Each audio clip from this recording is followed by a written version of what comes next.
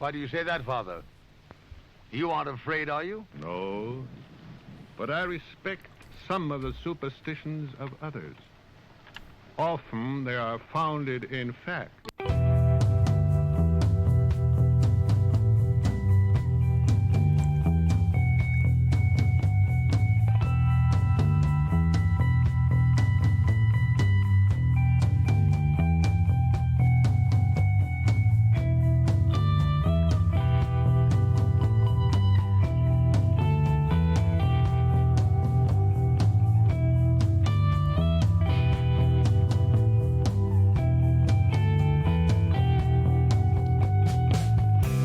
Broadcasting from our Sanctum Sanctorum in Venice, California, I'm Krista, and we are the Sixth Sense Society. Welcome to another episode of the Sixth Sense Society. Tonight we are really excited to have Merle Yost, author, consultant, speaker, and most importantly, psychotherapist with us tonight. And before we get started, however, Michael's going to tell us about upcoming shows. Hey everyone, I'm super excited. We've got some really cool shows coming up. We have our Cosmic Weather coming up a week from tonight, and that will be the last show on Sunday evenings. We are moving away from our Sunday time slot. So starting in October, look for us live on Tuesdays at 1 o'clock p.m. Pacific time. And the reason we're making the time change, part of it is that we're developing a big following in Europe and in the UK. And unfortunately, at 8 o'clock at night, it's 4 o'clock in the morning for those folks. So by switching it a little earlier, it's going to let them participate and do some live chat with us. So, and I think it's going to be a good time slot for us. So, and of course, you know, the shows will all be recorded, so you can watch them later at any date. And if you have comments, just leave us a comment after the show, and we pay attention to our comments. We'll respond back. In October, our show is basically, with the Halloween season, it's all things paranormal that go bump in the night. So we have Jeff Mendel, who is a good friend of ours, coming up, and he's been a ghost hunter for a while, and he's a real tech guy. He's amazing. So he's going to talk about some of the tech stuff, what works, what's a waste of money, all that kind of stuff. And, you know, some of it might be controversial because some of the things you see on the ghost hunter shows we think are kind of BS, and we'll talk about that. Our good friend Holly's coming up after that, who photographs haunted places, and she's cool. We're gonna have a lot of fun with her. And then Five Rivers Paranormal from Georgia to round out the month. So if you guys like all things ghost hunting, then join us in October for lots of spooks and things that go boo in the night. So I'm going to kick it back to Krista, and I'm super excited to have my friend Merle here, and he's a great guy, and we're going to have a super conversation. So take it away, Krista. Thank you, Michael. So welcome, Merle. Thank you. I'm delighted to be here. So perhaps it might be a little a good start to maybe give us a little background about who you are and how you came to this point where you've been working. How long is it in the field of psychotherapy? 35 years or something like that? Something like that. I mean, I started in 1990, so whatever that comes down. I don't think, 35, I think the number you're referring to is when I talk about my own personal journey and growth. It's been that long since I started doing my own deep work. But then I didn't really become a psychotherapist until the early 90s. And who I am is a culmination of both the work I've done on myself as well as what I've learned about working with others and working with them. I started out in business and ended up being a business consultant and realized the thing I enjoyed most was just sitting there talking with people. And I discovered that they started making all these changes. In their life, as I just get talking to them about their lives. It's kind of a very generic Gestalt therapy I was doing. And then I decided that was the interesting part, so I went back to graduate school to figure out what the hell I was doing. And it was fun, and I had a good time, and eventually I became a licensed psychotherapist and got some really incredible training. And eventually had 6 books, the last one being Facing the Truth of Your Life, excuse me, which is really a summation in many ways of what I learned both healing myself and working with other people. And so I turned it into this textbook of self-healing to give people really an insight as to how they became them and what's good about that and what's bad about that. And when you were practicing more as a private psychotherapist, did you specialize in any sort of area of psychotherapy? Well, I work mostly with men. Probably 80 to 90% of my clients are men. I'm known for working with three things: men with gynecomastia, that's men with female-like breasts, adolescent onset and adult onset. I'm known for working with men who were sexually abused as children. Unfortunately, it's something that does not get nearly talked about enough, and particularly given the breadth of how common that is. And then lastly, I'm really well known for working with bi and gay men who are heterosexually married. So those are the three primary specialties I'm known for, though I was certainly a general psychotherapist. I wanted to touch on the second one that because I dated a man when I was in my 30s who had been sexually abused by his mother, and he was the first man I had met that talked about it. And that was in, I don't know, like it was in the maybe 80s I dated him. And he was saying, even then, that a lot of times, that of course men don't want to come out and talk about it. And then of course people don't really believe that it's really happening. And he actually even, I think, ended up confronting his mother, and it was very difficult for him. So he was the first one that I'd ever met that like you were saying, he said he'd done some research and knew it was more prevalent too. Oh yeah. Well, our society says it's okay for women to be victims, or even socialized to be victims, but men are not allowed to be victims. The moment they pop out, they're suddenly told they're responsible for taking care of their mom. No matter how small they are, they're the man of the house. Mm-hmm, right. And so you are never allowed to be vulnerable. You're never allowed to be a victim. And so anything that's done to you is your fault. And so it's also shameful, because to admit that you were sexually abused is to admit you're a victim, and to admit you're a victim means you're not a man. And it's this whole setup. And society-wise, and emotional incest in between mother-sons is ubiquitous in our culture. But female school teachers who sexually abuse boys, female babysitters who sexually abuse boys, other boys who sexually abuse boys, and men who sexually abuse boys. The official statistics have been for a long time 1 in 6 boys and 1 in 3 girls. I saw something recently that said it was 1 in 4 boys and 1 in 3 girls. And wow. I think if you really, in my own experience, I think the reality is closer to 1 in 2 girls and 1 in 3 boys. Wow. Do you think that is because it's remained so hidden that we've not been able to deal with the trauma of the people that maybe they had trauma that are abusing their children, and now if we don't deal with it openly, it'll just kind of go, stay underground? Do you think that's part of it? Well, that's certainly a big part of it. I mean, a lot of it, we like to make stranger danger is the big boogeyman out there in the world, but the vast majority of abuse happens inside the family or inside the family social circle, be it the coach, be it the uncle, be it the neighbor, be it the best friend, teacher. This is for boys and girls, but it's especially true for boys because it's also hidden. And the other problem is that if a boy has sexual contact with a female, he's considered lucky. Right. He's not considered a victim. And they download this, and then that becomes a whole problem. And then also, gay boys are more likely to be sexually abused than straight boys. And so mostly because they grow up isolated to some degree and feeling like they don't fit. And then when they find some male who's paying attention to them, they move toward that. And so it may be pleasurable physically, and then they ignore all of the other stuff that wasn't so pleasant about it, like the overwhelm and the consumption and the being controlled and manipulated. And so only later, when they're sexually compulsive or about porn or sex or a whole bunch of other things, or can't stay in a relationship, they may actually look at why, and they'll go back to those early experiences and start putting the pieces together. What people don't tell you is that when you're sexually abused, you're psychosexually stuck at the age of the abuse. So if you're abused at 6, you're 6 years old having sex. Wow. Until you go back and clean that up.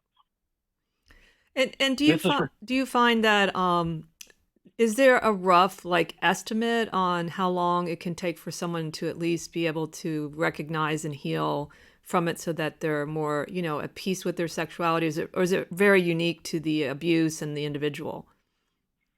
Well, if they're willing to, if they get good help, it can go fairly quickly, particularly if somebody knows how to do EMDR correctly. Eye movement desensitization reprocessing. It's a paradigm shift in treating trauma. And women can come into my office, and in a single session, I can make a rape go away. It simply does not bother them anymore. I'm curious how that works. I read about it, but I'm not sure, how does that actually work? EMDR? Yes. Eye movement desensitization reprocessing was founded by Shapiro. It'll come to me. His last name is Shapiro. It'll come to me. Francine Shapiro. There it is. And she was walking along one day, and she was internally processing something, as a therapist is often having to do.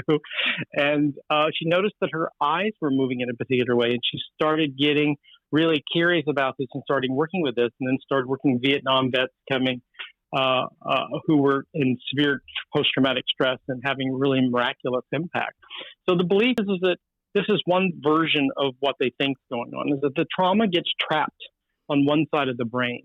And by engaging both sides of the brain, you're actually allowing that process to be rewired in the brain so that it's no longer stuck, and you can then process it and move through it. And doing that with the proper stimulation of the bilateral stimulation, that's thinking of beeps going from one ear to the other, or your eyes moving back and forth, or somebody tapping on your hands or knees. While you're focused on the trauma in a particular way, it just starts shifting and start moving. That's it's pretty amazing. amazing. Wow. It is.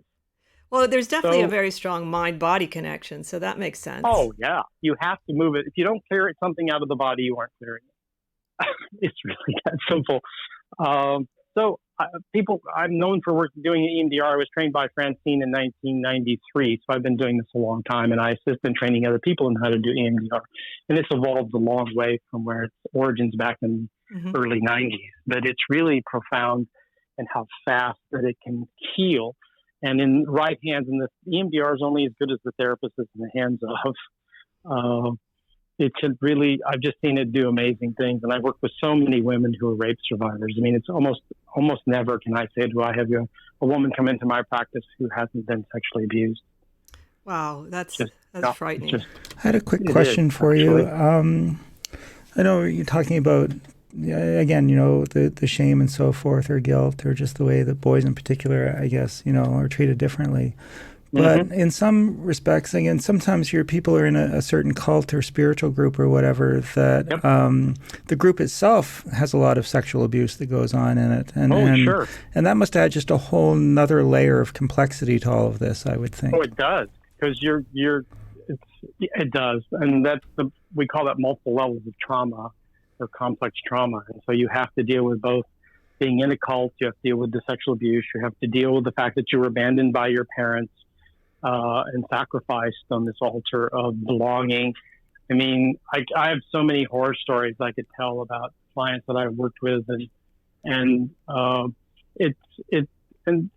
so often the mother knows when the son is being abused, particularly by the husband or by the father or stepfather or somebody, a grandparent, that chooses the relationship with that person over the relationship and health of their son. Right, and I would think that, again, if the cult is important to them, we see that it becomes even another level of, I can't betray my belief system, it's such an important part of their identity, and so it's got to be a very difficult thing to come to terms with, I would think. Well, it means you have to be able to get angry.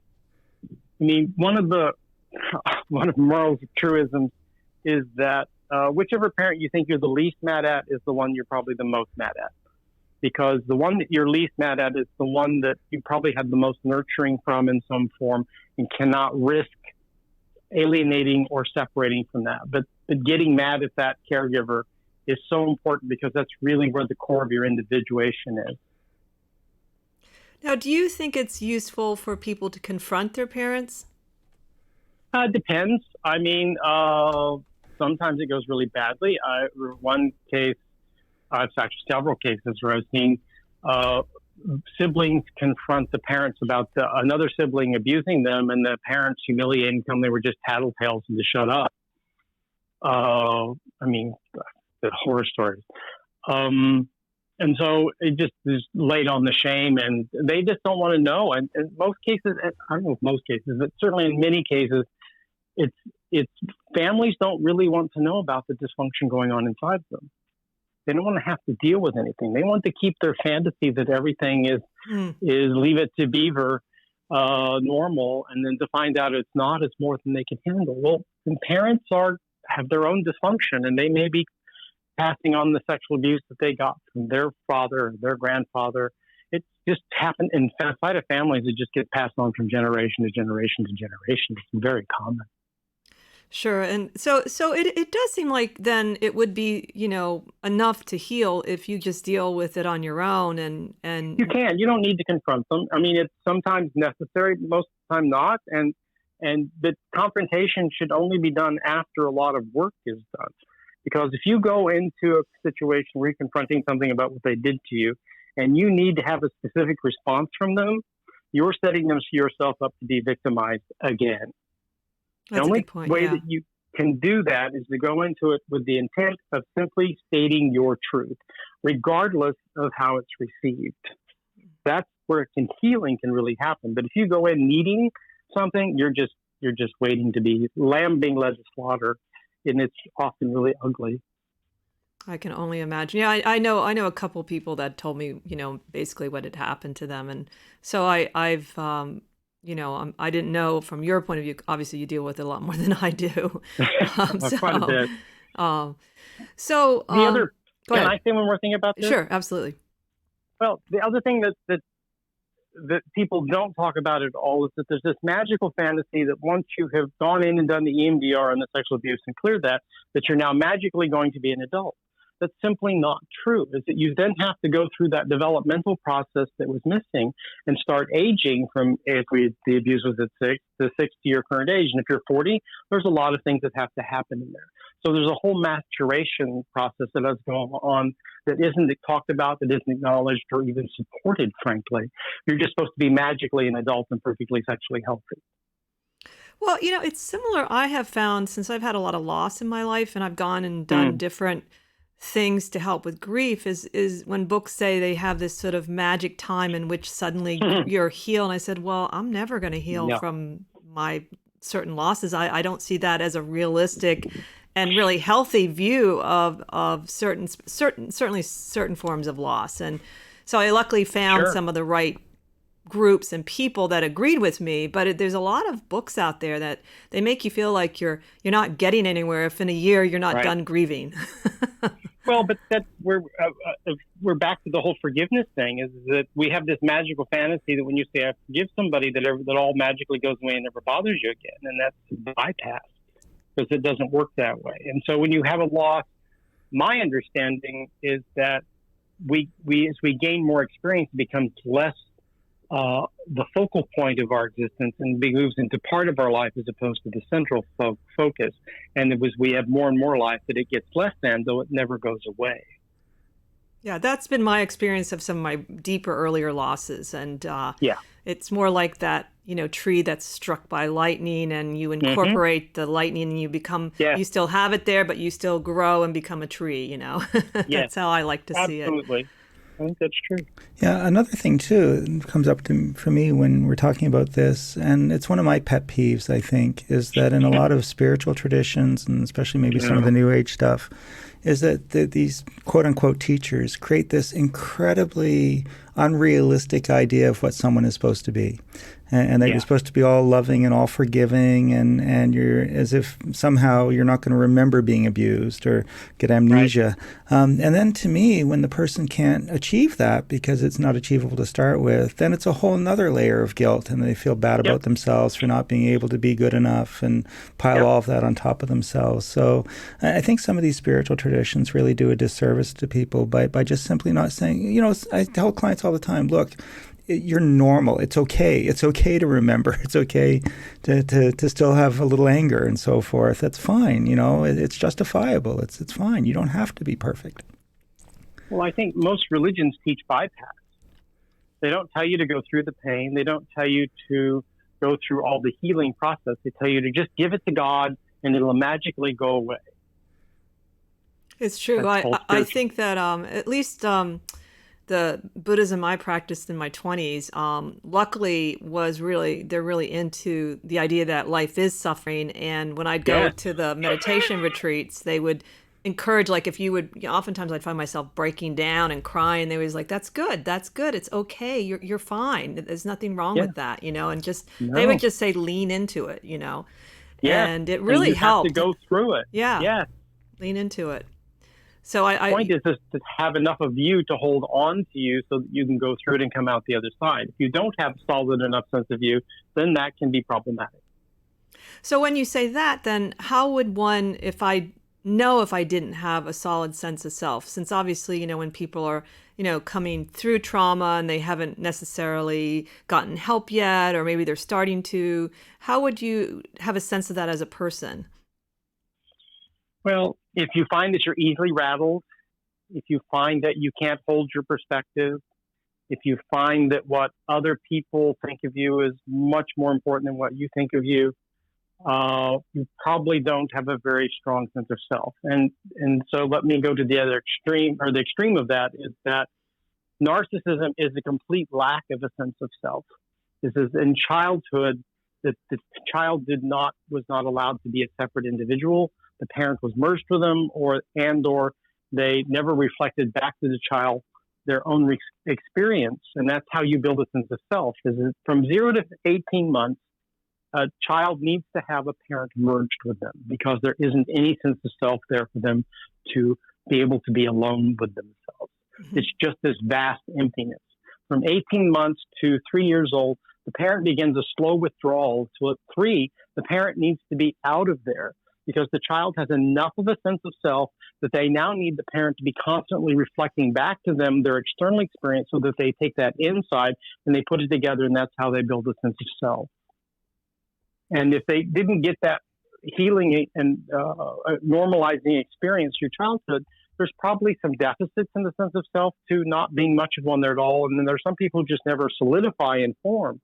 There's the pieces that are potentially there, but we see this a lot. I see a lot in guys particularly. They're sort of like meandering along. They don't really have any deep sense of awareness of themselves, but they're not really truly narcissistic. They've just never coalesced the sense of self that's in there into something solid. I'm kind of glad you brought up the whole narcissistic thing, because it's thrown around a lot. I remember when bipolar was thrown out a lot, and in the lay world. And I would like to know your own definition of it, and sort of if you also think that, as I've heard that people think you can't be healed from a narcissistic personality.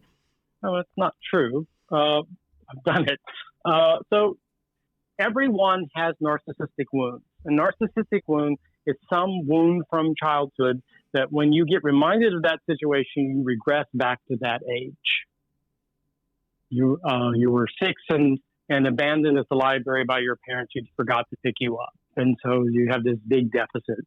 And so if that doesn't get healed, anytime that you feel abandoned, you may go back to being that 6-year-old, and the 6-year-old is running the show until that shifts and the adult can come back online. So we all have varying degrees of narcissistic wounds. Nobody gets through childhood unscathed. It wasn't designed that way.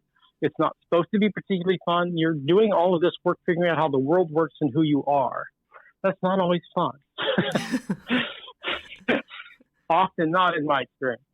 So, but as we hopefully develop a sense of self, and some people's are stronger than others, is that then we can differentiate ourselves between us and the other, which is really the task in life. Because I do a workshop called Unspoken Boundaries, which is teaching people about these energetic boundaries. And what so often is that people aren't able to hold their own perspective and lose themselves into what other people think of them. So if somebody's mad at them, they feel terrible. But if they're a narcissist, it's to the extreme degree, because there's nothing inside there. It's just shame. So if they go inside to that big emptiness inside, it's just overwhelmingly painful. So they have to have this external reflection of them to exist. Narcissist, when he saw himself in the pond or in the lake, in the still water, saw himself, and the legend is he fell in love with himself and could not leave, and he died there. I would assert that they're missing the point. The point is that he, for the first time, experienced himself in that reflection. And he couldn't leave that reflection because if he did, he didn't exist anymore. Yeah, that's a really interesting view of it, that myth. So, how much more do you want me to say about this? I can talk for an hour on this alone. Well, so. I'm wondering, I'm going to tie in a little of the modern world with the Sure. phenomena of selfies and that people have actually died taking selfies. Yep. And also the amount of pictures, I mean, often the very same one, interesting enough. Like I've seen someone's Instagram or Facebook where they have very similar same picture, always smiling, looking a certain way, but they have like 5,000 of them. And I'm wondering, does that feed into the wounded part of the self some of the time? I mean, not saying all pictures, but just that, incessant picture taking.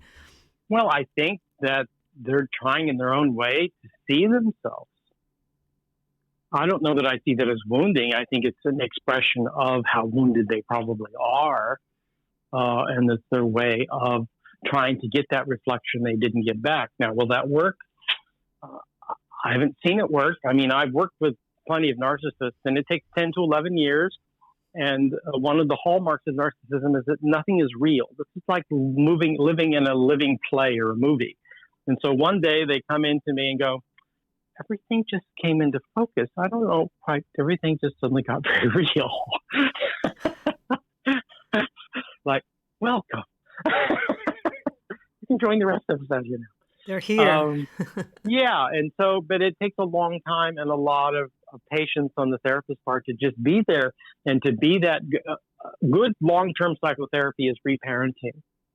It's giving a corrective experience to what was missing in childhood, to heal those wounds and to give the client what they didn't get.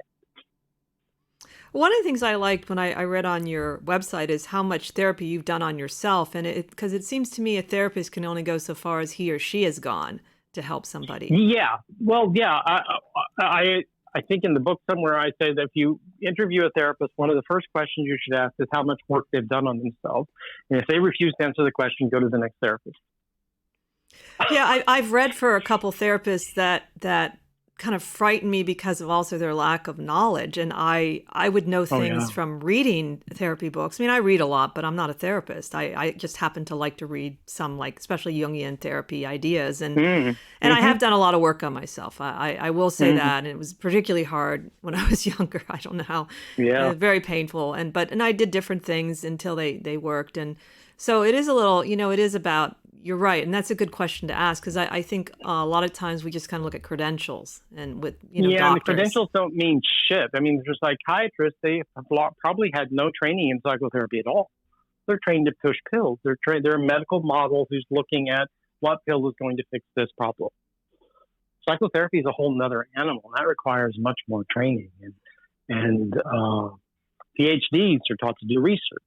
So you've got PsyDs and you have master's level clinicians who are generally much more trained to do psychotherapy because that's really the focus of what they're doing. And so you need to really spend some time finding out who this person is, how much work they've done about themselves, and what kind of work they've done, and blah, blah, blah. I mean, and if they aren't willing to, they're not supposed to tell you their life story, and they're not supposed to overshare, but they need to be able to talk about their own journey in a way that shows the client or potential client that they actually understand what it means to heal because they've done the work. That makes total sense. Absolutely. And since you brought it up a little bit, what are your thoughts around medication? Well, I think sometimes it's necessary. I always see it as more of a last resort. But if somebody's basically comatose or not functional, you have to get them up enough so they can make contact so that you can actually do something.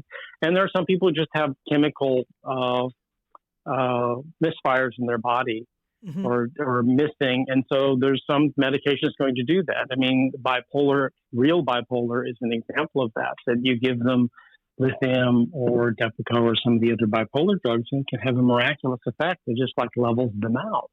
There's something missing going on inside of there. So, but we, as the big diagnosis for a long time has been bipolar, and then everybody's ADHD and everybody's this and everybody's that. And it's like, so be wary of the diagnosis of the moment. Well, as I finally started saying, like, this is just some kind of a trend or, popular view of, oh, everyone's a narcissist and you're a narcissist. And I said, doesn't even know what it is. I don't really. I mean, I can guess, but. There are also different kinds. I mean, you have the inflated kind that are constantly standing up and screaming, me. And there are different versions of that. There's the kind that really need positive feedback and the kind that don't care what kind of feedback, just as long as they get feedback so that they exist. And there's the deflated kind, which is the sweet grandmother who is of all service. She'll do anything to make you love her. But if you're in the room with her, she's sucking the very life out of the room because it's all about her. Mm.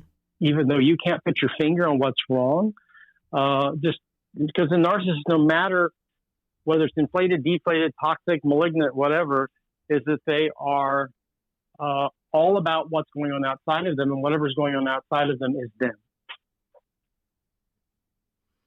So another thing I wanted to ask you about, this is a little off the topic, but it is connected to medication, is because of the, Michael and I watch Intervention a lot, and I've been reading up on the opiate crisis in the United States. And, what do you think is maybe some of the reasons why it's so bad, besides the fact that they, were pushing it to the doctors? We know that. But at the same time, people were vulnerable to it on some level. The more narcissistic somebody is, the more vulnerable they are. It's really that bottom line. You go into a treatment center, you have the people who have become dependent upon something, and if they have a sense of self, they can work through that fairly reasonably easily and come out on the other side with some help.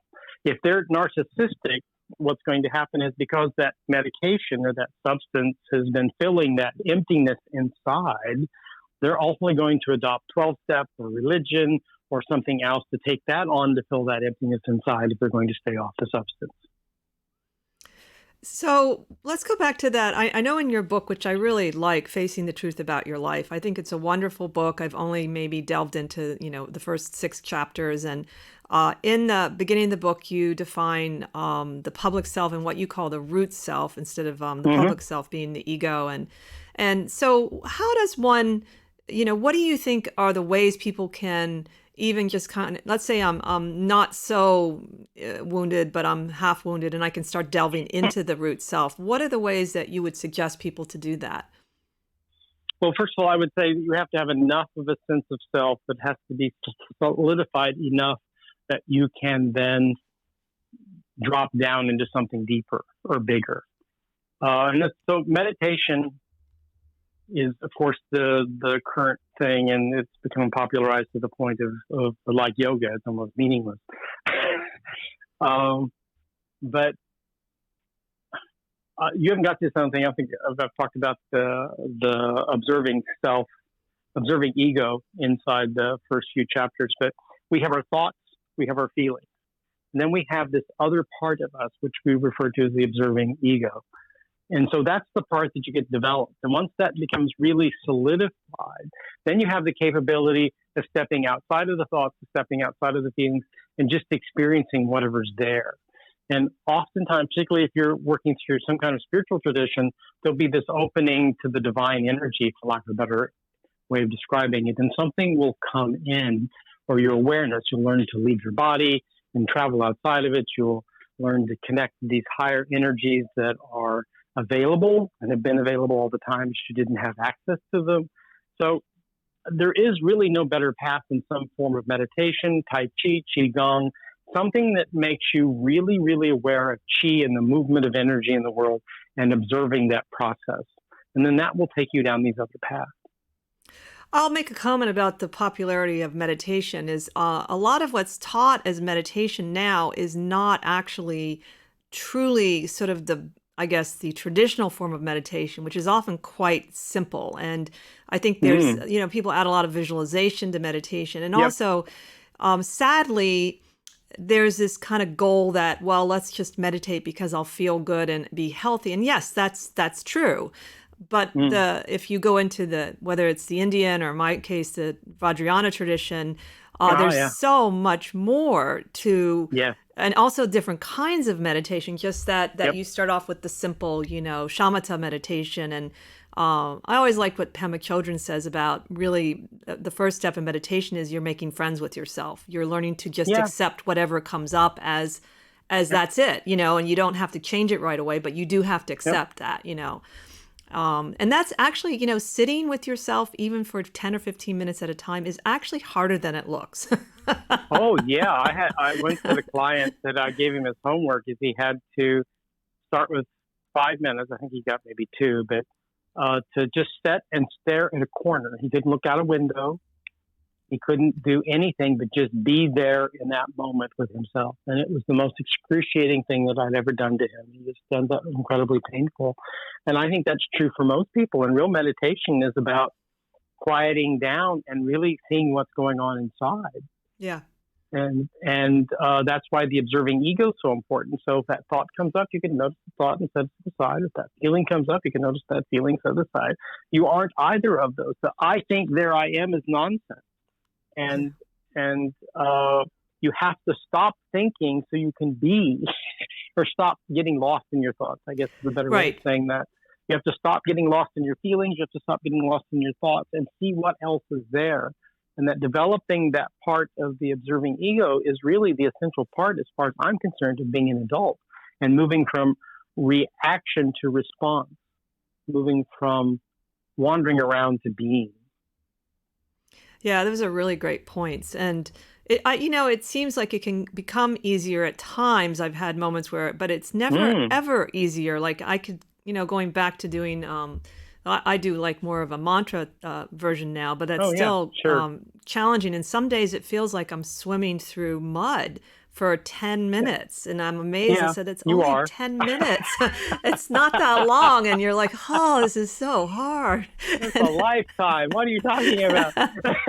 Distract me. Please, distract me. Yeah, really. My kingdom for distraction. Exactly. There's definitely a lot of boredom in a good way. There's this kind of good boredom that I've noticed that where the deepest creativity comes from. And you have to be willing to be silent and stay there. And we're not trained to do that. The first thing I do in my Unspoken Boundaries workshop is I teach a Buddhist concentration exercise. And I just have people stop, close their eyes, relax their jaw, close their mouth, and focus all of their attention on the sensation of the air going inside, in their nostrils and out of their nostrils. And just if the thought comes up, just set it to the side. If the feeling comes up, set it to the side, and just come back to that sensation. And you do that for 3 minutes, and you're going to be really in your body. Yeah. Well, that's what's really beautiful when I would do like weekend retreats, and we'd have a break up during the day. I didn't do really like 12 hours at a time, but it was always interesting that sorry. That's masochistic. Yeah, that's too much. We'd have like lunch breaks and stuff, and so it was definitely doable. But I always found like everything looked so much clearer, like the world just popped. Yes. And because you're inside of you, you aren't outside of you, and too much of our socialization is about making what other people think of us more important than what we think of us. Our society is set up that way. Yeah, and it really you can see how wonderful it is to be connected to the world in that moment, even if it's just your neighborhood that you always go through. It's true. I mean, when they talk about that's enough to really satisfy us on some level, that it's our ego that wants all these other fame and money and look at me, but the root self, as you call it, which I really like, is wants something else as well. Yeah. Well, if in one of those first chapters, I talk about happiness, and happiness is really about simply being in the moment. It's just coming into this moment and just being here in this moment and being there, and in the fullness of that, and understanding where you're supposed to be doing what you're supposed to be doing. And there's an ecstasy in that that's beyond description. If I can jump in for a quick sec, guys. I have a question for Merle. One of the things I noticed, and I'm sometimes not quite sure how to help people with this, but how many people make what I guess I would call fear-based decisions. So they're afraid of being alone. So they put up with all kinds of things in a relationship, or they're so aggressively pursuing the person that the person can't breathe because of that desperation or fear that the person will leave them. And I sort of preach to people that, fearlessness is kind of important, especially with relationships. And so it really becomes an issue, I think, for a lot of people. And is there a way to kind of move beyond that concept of fear when we're making our decisions or in how we're living our lives? Well, not directly. I mean, what you're describing are people who stuck in a child part. In structural dissociation, you have the apparently normal part or personality. And then you have these emotional parts, which are these split off child parts. Like I gave the example of the 6-year-old being abandoned at the thing. So if you have somebody who's relentlessly pursuing someone, there's this child who's decided that's going to be the solving of their pain and problem. So you have to get them in touch with the child part that's running the show. And see, as a therapist, I would say, and so how old, when you're in pursuit of this person, how old do you feel inside? How old is that part of you? And once you get them in touch with it and get them in touch with what it is they're really looking for and getting in touch with the pain of that, that's when something can shift. But as long as they're not going to be in touch with the pain that's underneath it, then what they're doing is a distraction from that. And so they have a lot of payoff in staying in that modality because they don't want to face and feel the pain. They may not feel like they can survive it.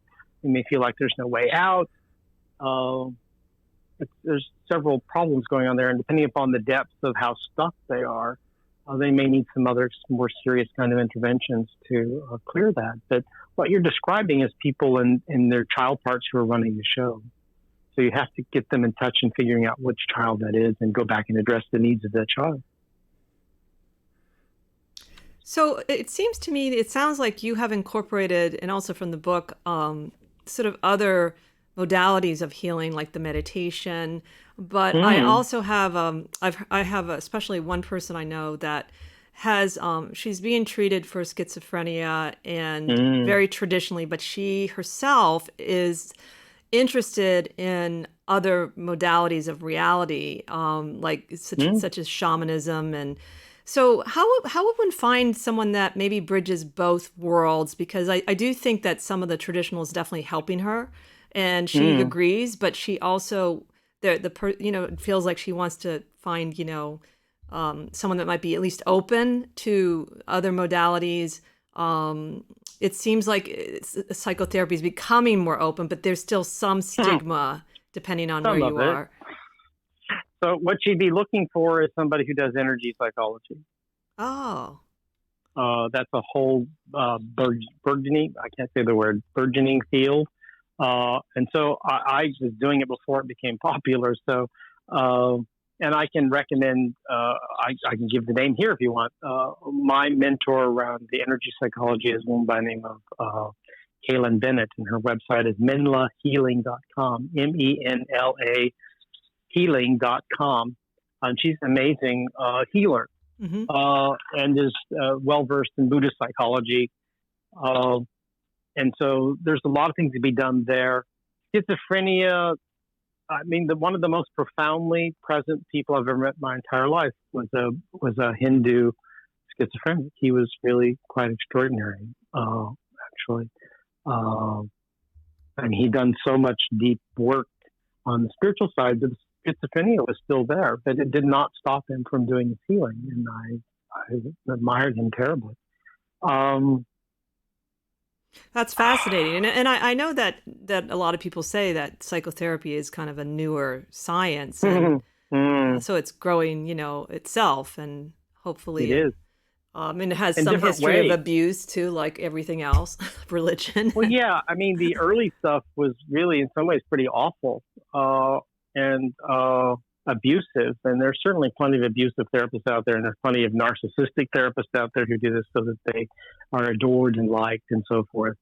There's a video on my website and a Merle talk called "So You Want to Be a Therapist." It gives you a really pretty profound idea of what it means to be a psychotherapist. That shows the good and the bad. And it's a really difficult profession, and it doesn't pay particularly well for most people. And it's really almost an act of service But there are plenty of people who are doing it for the wrong reasons. And there are plenty of energy healers that are doing it for the wrong reasons too. So when you pick someone to work with, I really recommend doing your due diligence, first of all, and second, really tuning into your intuition. Because if you get any negative sense there, run, because that means it's not the right person for you. And ultimately, our task always is to trust ourselves. That's really, really good advice. And I have witnessed both. My grandmother, who is Hungarian, and she started going to a therapist. I think she was in her 70s. And I met him once. He was just a marvelous human being. I mean, he literally saved her life once, because she would go every week and she didn't show up. And I guess he must have been, worried about her, and she'd actually tried to kill herself. And he went to her house and knocked on the door. And then after that, he treated her, and she kind of got through that. I think it was after her husband had died. But I met him, and he was just a marvelous person. And I know he really did help her so much, and especially because she started at such a later time in her life. And I think it was still pretty much a stigma at that point, and though I think in the United States, it does seem like it's still a little bit of a stigma to be going on a regular basis. Is that true to a therapist? I would say on the most part, that's true most of the country. And unfortunately, it's become medicalized by insurance. They think that you should solve everything in 3 sessions and everything be happy. So in the CBT, cognitive behavioral therapy version of the world is that you put a patch on the wound and you send them back out to the war. And I'm from traditional psychotherapy, and instead of rearranging the furniture, the goal is to remodel the house, and that takes time. Well, and that's one of my real problems with the, more of the new age manifestation people is this, instant healing. Instant healing. I'm an instant healer. It's spiritual bypass. I feel so fortunate that I met Buddhists in my 20s who would say it takes 15 years to change the mind. I just remember that for some reason in one talk. And I thought, oh, okay, then even though I'm an impatient person, I know that it's okay if I'm not really changed yet. Well, yeah, I mean, I did 17 years of individual therapy. I did a 2-year professional training program that had an immense amount of psychotherapy in it. I did 20 years of direct consultation with really, really talented psychotherapists, which has a lot of psychotherapy in it. And I continue working on myself now. It's never going to stop. And it's a never ending process. It's why we're here, is to evolve, to become a better person. At least as far as I'm concerned. Otherwise, what are we doing this for? Right. It's not that much fun. Well, no, we were talking about that on our last show about even, if you want to develop consciousness, how painful it is. And for whatever, you're breaking things down and it's painful. And theoretically, you can say, I don't understand why. But when you start going through it, it is very painful. But it's also very liberating. And I think that it is. When you have those moments where you can really see progress and you're not, for instance, regressing when someone says a certain thing and you say, oh my God, inside I'm not going, I'm okay. I'm not reacting. I'm not scared or I'm not angry. You're individuating. You become more of an individual. You're getting your sense of self is solidifying. So then you can begin the process of deconstructing it as you really get in touch with the divine. I know it seems like you build it up, you tear it down, but it's different, That's the goal. It is. It's a different process. It's different. So another thing I wanted. Oh, go ahead. Sorry. There's a wonderful book by Frances Vaughan called The Inward Arc, which I think she does the best job of explaining that transpersonal journey of any I've read. So it's well worth reading. It's an older book, but it's really quite delightful and very accessible. Oh, wonderful. I love to read. So that's one of my pleasures. Now, there seems to be, and maybe this is true or not, but there seems to be a myth, or it seems that a lot of artists suffer from some kind of a disorder. And is that true? Do people turn to art to help them? Is that why? Or is it just a kind of a myth? Well, I do think that a lot of artists have bought into the mythology that you have to suffer, and that becomes a part of the identity. But there's some thing that's true for people in religion, that you have to suffer. That if you have any pleasure, you obviously aren't going to heaven. If you aren't being of service to people, you aren't going to go to heaven. God isn't going to like you. So we can download and take on all kinds of things from our culture and our families and our spiritual organizations. I'll use that term loosely. And so if those become our identity, then we're stuck in that until we work through that. Then we're really attached to our illusions. See, I think that's a good point about identifying with it. Yeah, and if you're fairly narcissistic, maybe not fully, and take that on as your identity as a way of solidifying so you don't have to do the rest of the work. And that's what our whole culture is full of people who've taken on other identities as who they are. And anytime you criticize that thing out there, that church, that religion, that HIV status, and then it's suddenly about them. And if you criticize that and that goes away, they're going to fall apart. So they can't separate that thing out there from who they are inside. And that's really become the hallmark of our whole society, as far as I can tell, that we've so overly identified with these external things as to make them who we are. And so therefore, if you criticize my politics or you criticize my religion or my health status in some way, then you're criticizing me and I'm going to kill you.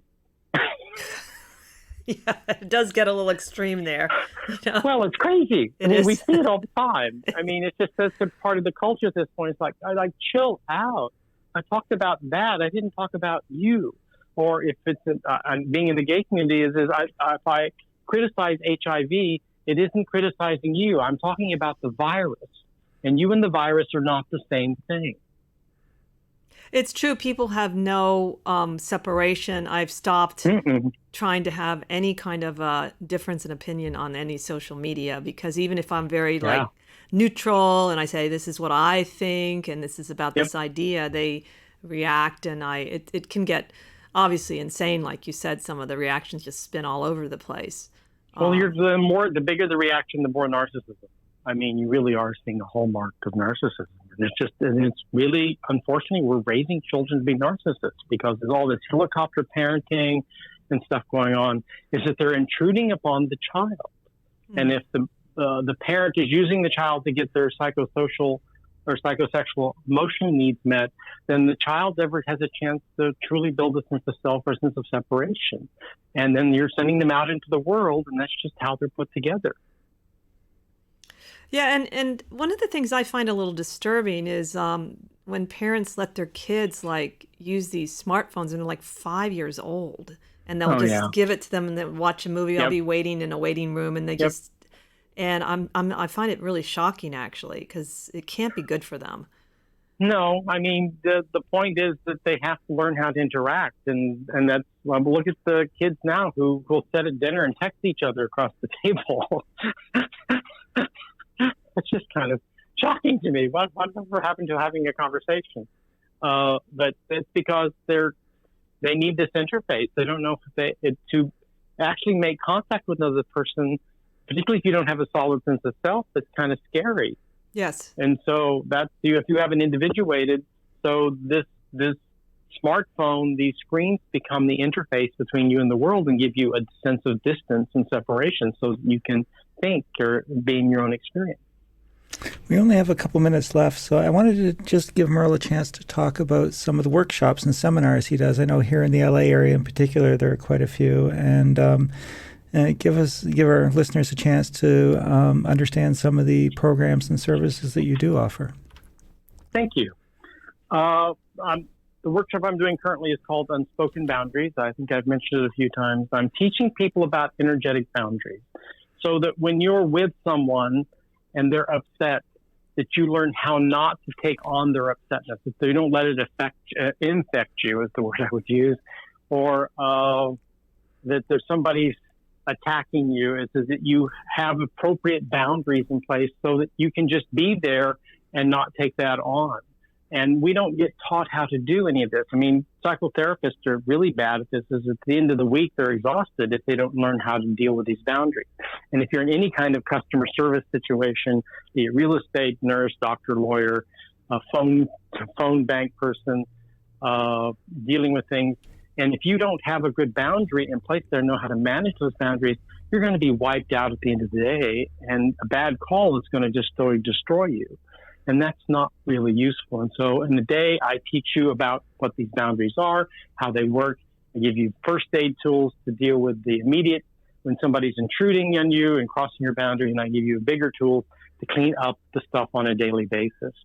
So it's a really in-depth full day.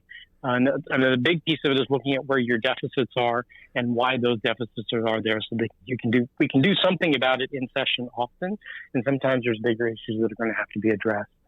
But it's a profound paradigm shift around how to experience being in the world. And the people who've done it, that there's reviews on the website, has really changed many lives. And the website is merleyost.com, correct?